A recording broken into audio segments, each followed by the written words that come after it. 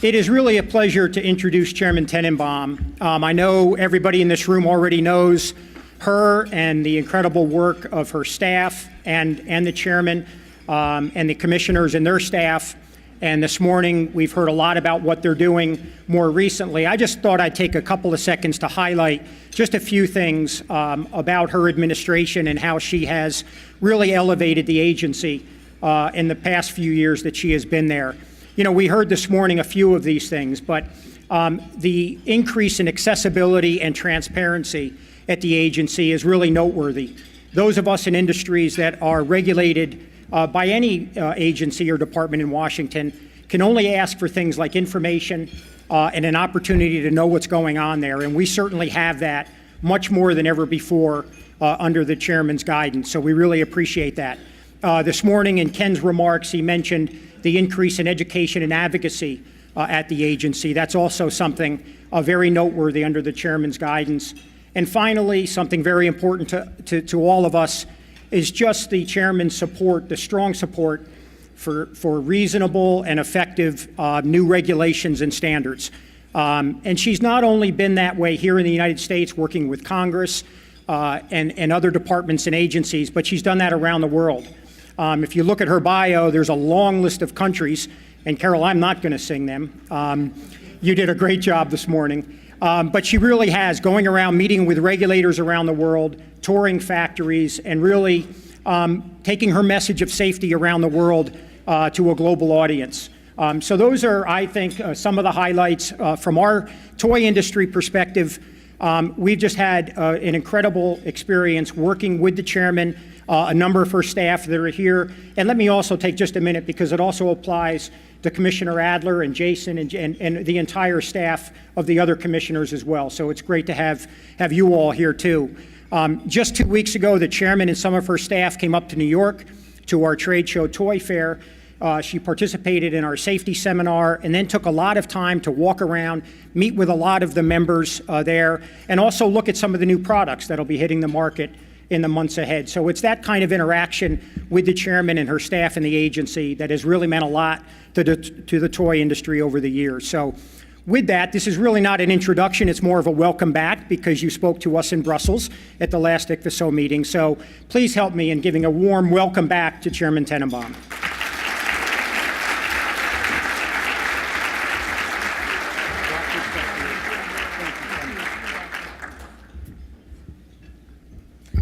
Good afternoon, everyone.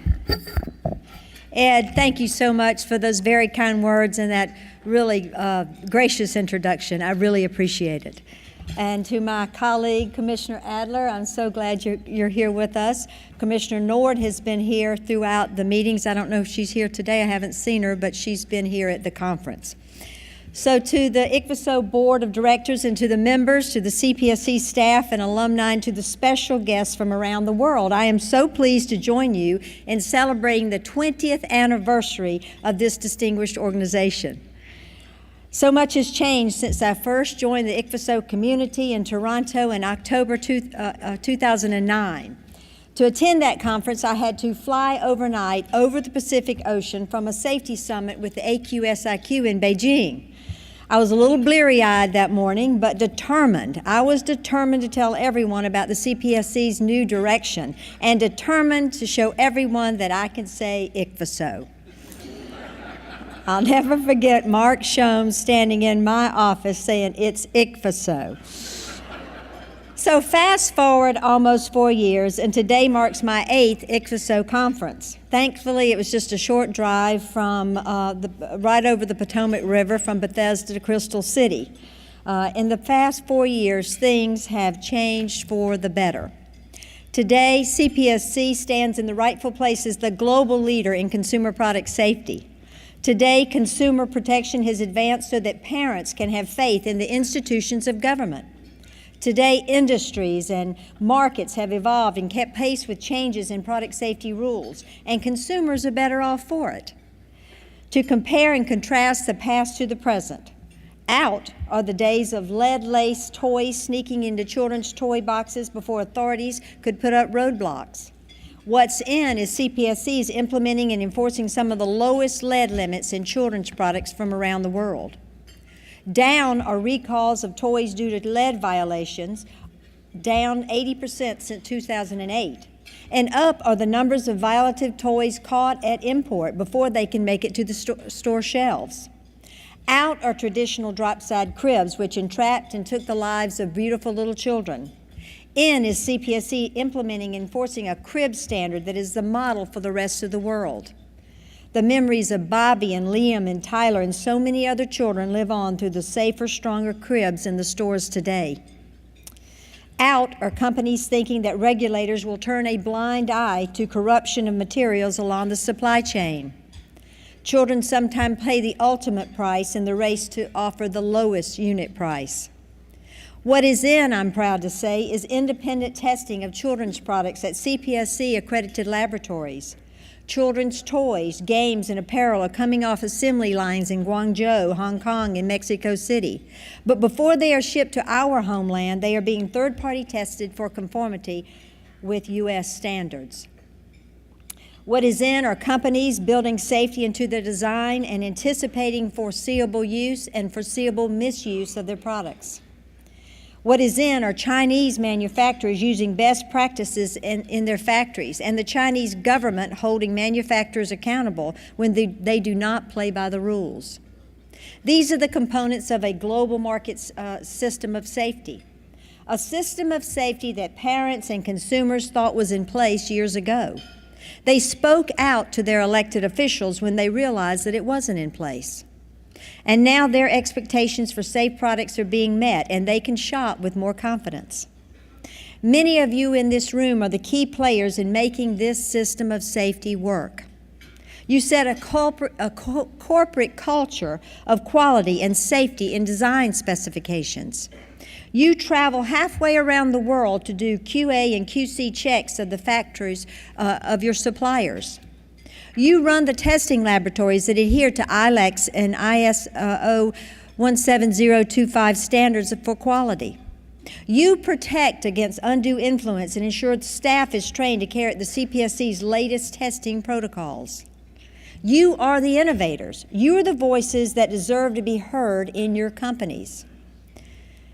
I've seen the next generation of innovators and innovations, and the future of safety looks promising. I know that a coin cell battery can be built one day so that it will not cause severe burns to a child's throat if ingested.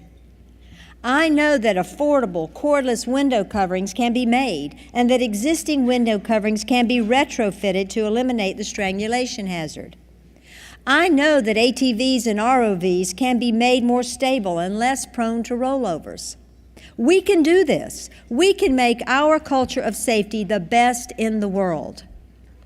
Advancements in manufacturing are vital to the United States being a leader in product safety, as is information sharing. I believe that these past 4 years have seen great improvements in communication between consumers and all of us, the experts in safety. A guiding belief that I have promoted during my tenure as chairman is that effective communication and education can be empowering and life-saving. We have used that approach at the CPSC. We have doubled the number of members of the Neighborhood Safety Network during my tenure to 7,500. We have launched a minority outreach campaign for underserved communities. We have put information about safe sleep and drowning prevention and poison prevention in the hands of people who have never before heard of the CPSC. Consumers can search and report on product instances via the trusted website saferproducts.gov. And they are. There are more than 200,000 visits to the site each month, and more than 12,000 reports of harm or potential harm are live on the site. And those who want recall information can download an app for their smartphone, a widget for their website, and tweets from On Safety. But we're not alone in the information sharing empowerment business. Consumers Union launched the National School Safety Program to put vital information into the hands of the PTA, school systems, and educators. CU is disseminating information from CPSC, the FDA, and others up to towards 90 million people. The Department of Health and Human Services launched Text for Baby, which provides free text messages to tens of thousands of women during and after their pregnancy. Many of us in this room are supporting members of Text for Baby. And the Consumers Federations of America and Kids in Danger joined forces to create an online registry of juvenile product manufacturers who provide product registration cards as the law allows and requires. The result of all these efforts is a more informed and a more empowered consumer class. And a more informed and more empowered consumer class means safer homes and safer families. Many of you are key players in companies and organizations that are contributing to the empowerment of consumers. You blog on safety issues, include safety alerts in newsletters, incentivize consumers to respond to recalls, and support foundations working to help the needy. I applaud you for your efforts. Yet there's still more that we can do. An empowered consumer class should include consumers from every economic and social strata. We have to work harder to communicate to those who have not trusted government as the source of information. And we have to recognize that certain people hear about a product incident but take no remedial action because they believe this won't happen in my family. CPSC's door is always open to hearing from those who have proven methods of new ideas on how to change consumer behavior and advance the cause of safety. Our cause and our commitment is not confined to the United States only. Information sharing and capacity building with our regulatory partners in other jurisdictions has benefited consumers here and at home and abroad. The CPSC has forged new partnerships with regulators in the Pacific region, Latin America, and South America. And long-standing agreements with regulators in North America, Europe, and China have been modernized and strengthened through collaborative safety summits. That regulators and safety advocates for more than 30 countries are here today, 30 countries, and it speaks to the power of ICPHSO as a unifying source for the product safety community. I believe that cooperation is the key. No one organization, no one country can solve all the challenges posed by the global economy. I believe that we must move forward together, government and industry, advocates and associations. But we must work together to expand our path to the future, and to do that we have to be mindful of our history. History at times can guide us, and history at times is best not repeated. I believe that history will define these past 4 years as a time when the CPSC moved out of the darkness and into the light, from being a reactionary agency to being proactive, from protecting the status quo to redefining consumer protection. My approach of the last 4 years and the approach that will guide the CPSC going forward is based on what I call the next generation philosophy. To CPSC, the next generation philosophy means that we will never be satisfied with the status quo, and we will always push to improve the state of consumer safety for the generation to come. This philosophy is rooted in a system of safety built to protect today's children and tomorrow's children and the next generation, and to avoid repeating the mistakes of the past. The system is driving the CPSC's work in the direction of injury prevention. The system has established protections of acute and chronic hazards, and the system reaches from the source of manufacture to import to the marketplace. And it is a system that is built to last. Today's children deserve a product safety system built to reduce their vulnerabilities, not expose them to it. The great poet Maya Angelou once said, "Children's talent to endure stems from their ignorance of alternatives." It is our responsibility to establish the advances in product safety so that a child's talent can endure without harm. Our children deserve a safe and a healthy upbringing and fewer unintentional injuries than the generation before. Now, I'm not talking about an environment free of risk. Life is risky, and we are made stronger by our ability to persevere.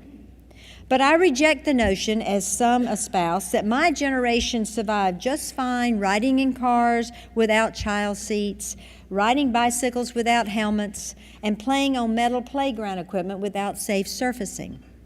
Even with all of the progress we have made, we still have so much work to be done. Unintentional injuries are still the leading cause of death for children over the age of 1. And unintentional injuries are one of the leading causes of injury among children younger than 15, according to a Princeton University researcher. Yet there are fringe thinkers who want to roll back our progress in injury prevention and recklessly expose children to preventable risk. We have come so far, and we've come too far, and safety is advancing too fast for us to turn back now. My belief in the next generation philosophy stems from my past work in education, and it has continued during my tenure at the CPSC. From preparing young children to be proficient in basic math, to teaching young athletes how to protect their brains on the playing field. From preparing teenagers to be first in their family to go to college, to making sure that a ride on an ATV or a skateboard does not end their dreams to walk across a college campus. My life's work has always been about achieving healthy upbringings and bright futures for our children. And the system of safety that the CPSC has established is all about healthy upbringings and bright futures. Here are the pillars of our system. Through a combination of federal rules and strong consensus standards, we are doing our part to block children's exposure to lead, cadmium, chromium, arsenic, and other toxic metals. And these are metals that can severely limit the development of children. Our system to prevent children's exposure to toxins is more comprehensive than the system of the past. It has addressed surface coatings and content. It has brought together the power of congressional mandates and the scientific research by the CPSC. Our system has other protections. Certain phthalates, a chemical of concern to many parents, have been banned in accessible parts of toys and child care articles. Durable infant products, products that our children sleep in, ride in, are fed in, and are carried in, never have been safer. Cribs and bath seats, baby walkers, toddler beds, and portable bed rails are all covered by strong mandatory standards. This is all thanks in key part to the CPSIA, the part called Danny's Law. Now, I have kept a picture of Danny Kezar in my office for years. What a sweet young boy. At the age of 16 months, he died in a play yard that had been previously recalled. Danny was taken far too soon from his mom, Linda, and his dad, Boaz, far too soon. Linda and Boaz became the founders of Kids in Danger, and they worked tirelessly to turn Danny's tragedy into Danny's Law. The time I've spent with Linda and Boaz has been among the most meaningful moments as my tenure as chairman. This is why I'm so proud to announce that a new federal standard for play yards goes into effect today. I look out at Nancy Coles from Kids in Danger, who is sitting here today. She too has dedicated years of her life to the memory of Danny and the pursuit of child safety. Nancy, it took 15 years, 15 long years, but we did it.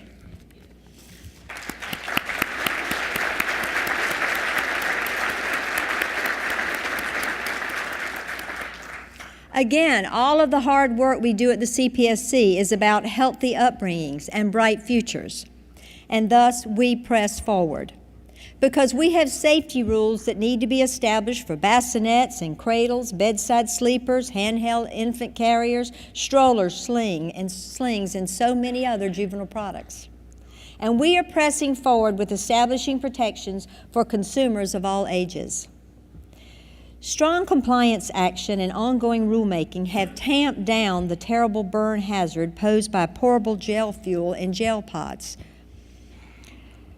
Open rulemaking and ongoing work with the underwriters' laboratories is aimed at reducing the life-altering finger and hand amputations that happens every day to woodworkers using table saws.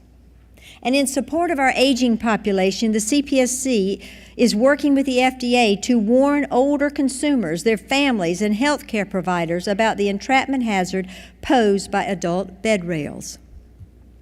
This is what our system of safety is all about. Strong performance standards, better manufacturing, independent testing, enforcement, education, and accountability. The results of this system are lives saved and injuries prevented in healthy families. When I first arrived at the CPSC, some people questioned why I pushed so hard to complete the CPSI rulemaking. I did not make the staff work at such an exhaustive pace to complete the record number of rulemakings simply because Congress told us to do so. We did it because Congress had handed us a roadmap to becoming a truly proactive agency. Ask a parent what kind of safety systems they want. Ask a grandparent what they want for their grandchildren. Ask a consumer what they want from the marketplace. And the answer you consistently hear is that they want a system that works for them, to represent their interest, to hold manufacturers and retailers accountable if their products put the safety of families at jeopardy, and to have their confidence in government restored. And this is what we have done. And I want the ICPHSO community to join the CPSC in making our system even better.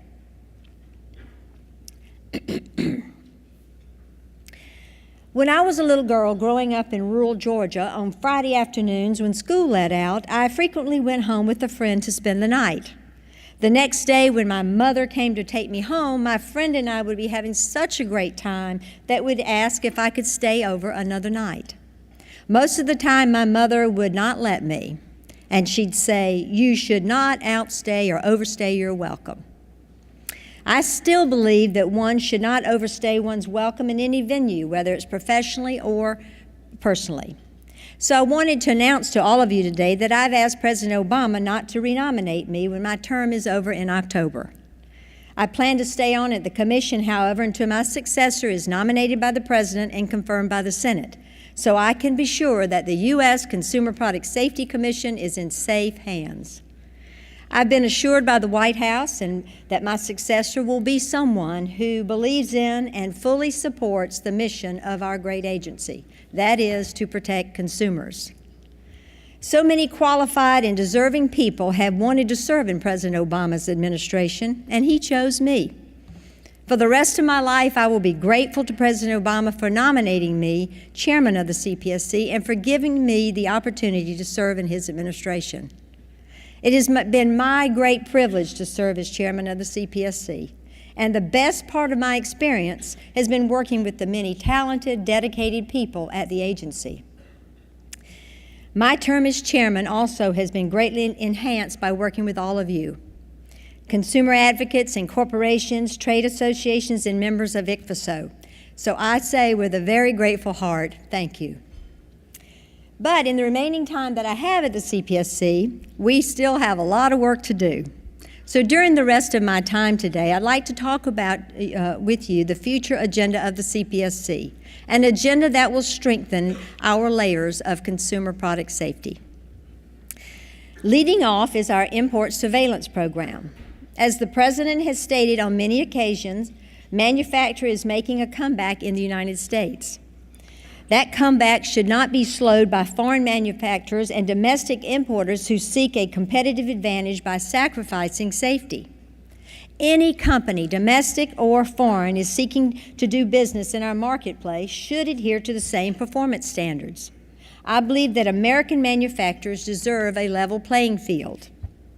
Exporters who do not achieve safety at the source are on notice that they face a CPSC that is standing on guard in the front lines. Well-trained port and field investigators are using state-of-the-art technology to detect and detain violative products from toys to fireworks to lighters to mattresses. As was discussed throughout the morning, our port investigators are standing arm in arm with inspectors from Customs and Border Protection, CBP.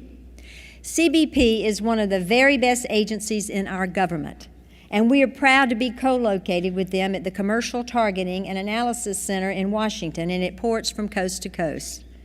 The CPSC and the CBP staff prevented more than 4 million units of violative and hazardous imports from ending up on store shelves during the last fiscal year. I will not restate the well-presented points made this morning about our risk assessment methodology, which we call our RAM pilot project. But I want to emphasize one key point. My administration has made it one of our top priorities to increase the funding of the RAM program. More staff will mean a stronger RAM, and a stronger RAM will help the CPSC be an even more proactive regulator. As great a job as our imports investigators do, CPSC should not be limited to just 20 people working at a handful of ports. We cannot fight a fair fight with just 20 people to screen $700 billion worth of consumer product imports, $340 billion which are coming from China. The more hands we have on incoming shipments and the more hands we have on potentially violative samples, the safer American consumers will be, and the more level the playing field will be for our compliant trade. I will be seeking more funding support for our RAM program, and I need your support. Facilitating the flow of legitimate trade is one of the benefits of the RAM. Moving compliant products through the systems faster is good for industry, and it helps our investigators focus on high-risk products and repeat offenders. This is a winning approach to ensure a level playing field for trade, and I hope many of you will express your support. I would like to discuss now a series of products that have the potential to save hundreds of lives, prevent thousands of injuries, and advance consumer product safety. I'm referring to, 1, the creation of an upholstered furniture flammability standard that promotes the use of barrier technology that does not require the use of flame-retardant chemicals and that can severely slow down or prevent deadly fires. The next is an invisible killer, carbon monoxide. Exciting research has recently been completed by the CPSC staff, the University of Alabama, the National Institute for Standards and Technology on Gas Generators engine that emits lower levels of CO and increases escape time. I want to see this research turned into real-world innovation that gets incorporated into generators for consumers. The potential to save lives is there, and now we need the know-how and the will of the industry to make it happen. Another project is window coverings. I will continue to speak out and encourage families with young children to go cordless with the blinds and the shades in their homes. When it comes to child safety, going cordless is the position of the Commission, it is the position of consumer advocates, and it is the position of the Industry's Education Council. So consumers should know that they can walk into a major box retailer and specialty store today and find cordless options and blinds and shades with inaccessible cords.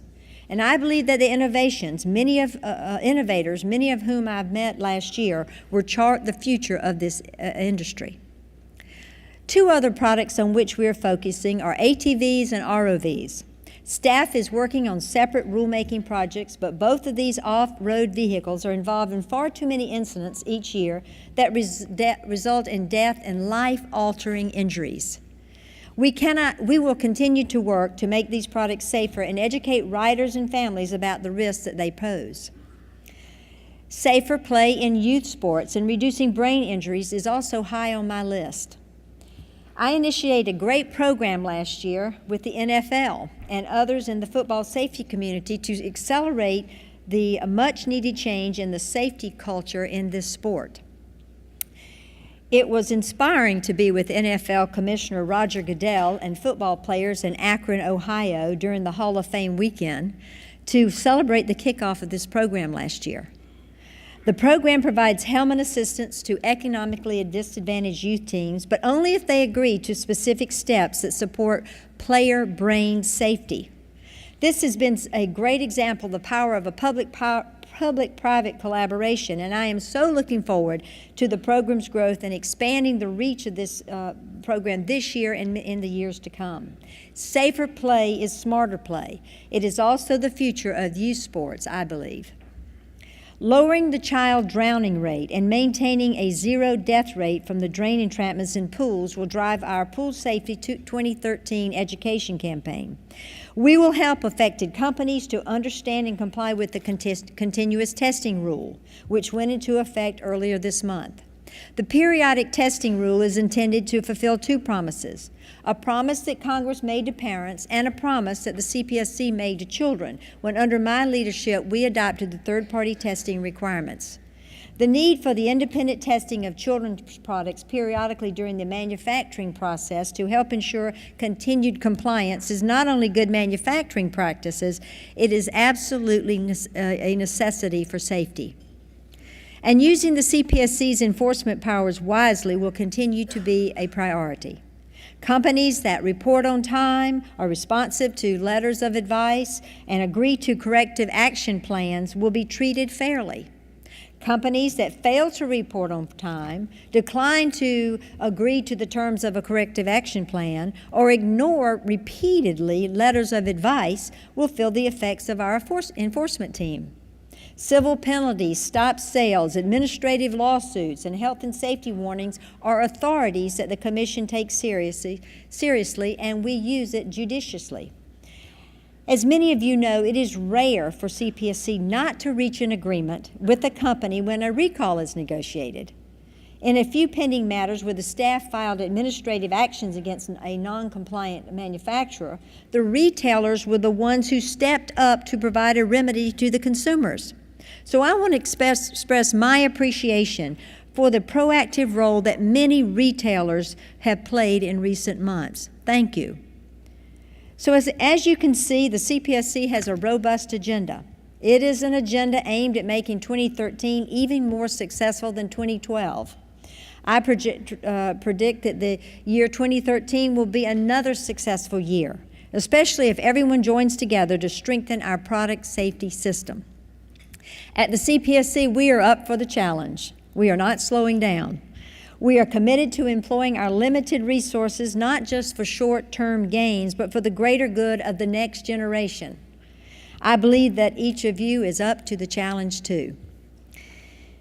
I believe this because your corporations, your associations, organizations, and agencies already have missions that put the safety and the well-being of consumers first. Collectively, we can build a global product safety system that supports and empowers future generations to reach their potential.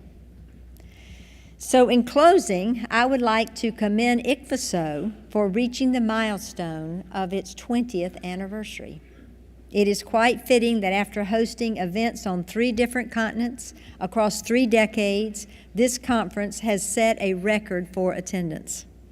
This is a testament to the thousands of hours that product safety consultants, attorneys, association leaders, consumer advocates, and the CPSC staff had volunteered because of their belief in the ICPHSO way.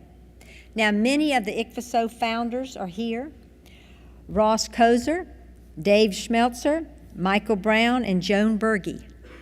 And the 24 founders were a wonderful mix of CPSC staff, industry representatives, and state officials. They eventually turned over the reins to today's leaders: Carol Pollock Nelson, Mark Schoen, Joan Matson, Joan Lawrence, Mark Dwar, and others. Although Ross is still the heart and the soul of this great organization. So ICPHSO has carved out a special role in creating constructive conversations among diverse sectors of the product safety community. These conferences bring to light new and emerging technologies. They provide training for new members and provide a forum for the leading practitioners of risk assessment and quality assurance. Many of the advancements in consumer safety that are now commonplace were first discussed at ICPHSO. So in recognition of 20 great years, excuse me, I'm looking for this. Let us raise our glasses and give a toast to the next 20 years, to ICPHSO. Thank you once again. Thank you once again for the opportunity to speak at CPSC Day, and please attend all the guest sessions this afternoon, and I hope to spend more time with you throughout the day. Thank you very much.